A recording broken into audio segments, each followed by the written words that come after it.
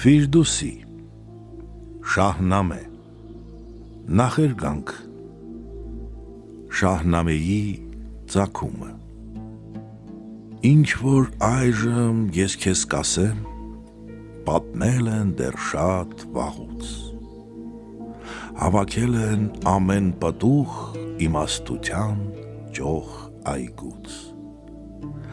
արդ ինձ համար ուժից վեր է տեղ որոնել պարտեզում, ուստի նոճու շուքն է միայն հոգնած սիրտս երազում, գուցե նոճու շուքի ներքո գտնեմ հարմար մի տնակ, քանզի նրա տերևները բազմախիտ են անքանակ, բայց տակավին չեմ խոնարհի իմ գլուխը հոգնաբեկ, մեր քաջերի մասին նորից գրի կառնեմ նոր վիպերք, դու մի կարծիր բազմապատում մի հեքիաթ է վեպը այս,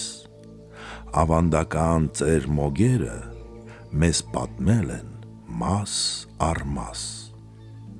նրանք սիրով պահպանել են բազում մատյանք հինավուրց, որոնց մեջ և կային հազար վիպերկություն ու զրույց, բազմացրիվ այդ վեպերը ուներ ամեն մի մոբետ, սակայն ամեն մեկը միայն մի մատյանի մեկնագետ, դեհկանական հին սերնդից ապրում էր մի փահլևան, զրույցների սիրահար էր ամրաբազուկ այն հսկան, մատենագետ մոբետներին իր մոտ կանչեց և ասաց. գրի առեք զրույցները թե նոր կյանքի, թե անցած, այնուհետև հարց ու փորձեց ծեր մոբետից խորագետ, թե ինչպես են հնում ապրել շահ նախարար իրար հետ, և ինչ կերպ են երկիրն իրենց իշխել արար աշխարհում, և թե ինչու մինչև հիմա օտար լուծն է մեզ տիրում, պատմեց իրոք